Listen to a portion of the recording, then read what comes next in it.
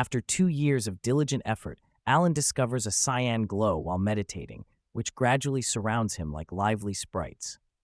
This new development excites him, as he realizes that the gray vortex of energy within him has turned cyan, suggesting progress in his arcane abilities. Alan, thrilled by this breakthrough, knows that arcane mages usually have golden vortices after contracting with a deity. His cyan vortex indicates he can communicate with wind elements despite not having a deity's contract.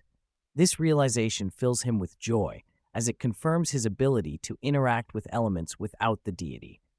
Alan works tirelessly to channel these wind elements into arcane energy, a process that takes him a month.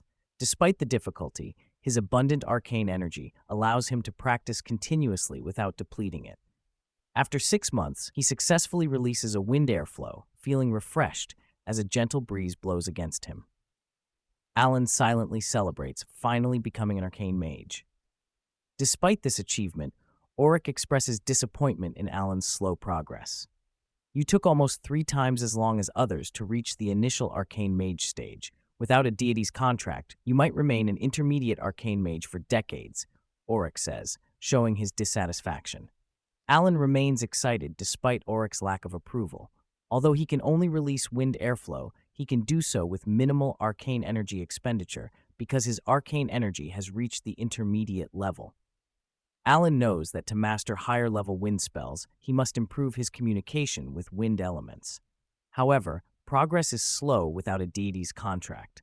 As his 3rd year nears its end, he is still an initial arcane mage. One day, while meditating on the academy lawn, Alan notices 3 people lingering nearby. Aiden, who had a talent level 2 and came with Alan from Windsong Town, is among them. Aiden, who resents Alan's arcane talent and favor with arcane mentor Auric, feels uncomfortable and seeks to provoke him. Aiden and his friends deliberately loiter around Alan, mocking him. One boy in blue taunts, "Stop wasting time. Just go back to the village and hunt more."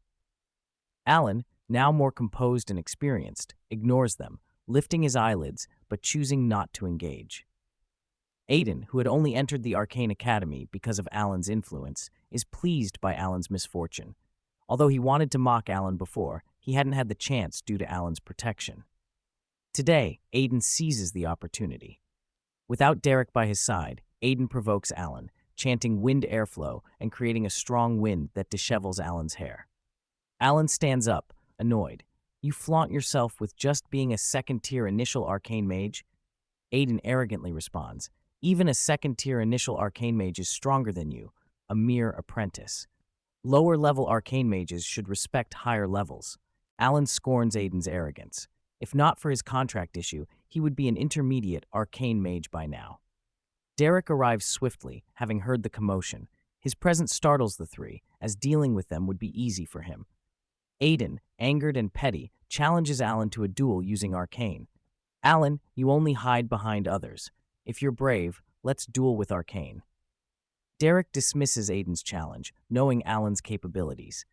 If you have the ability, duel him without limiting it to just arcane. Even trash shouldn't boast.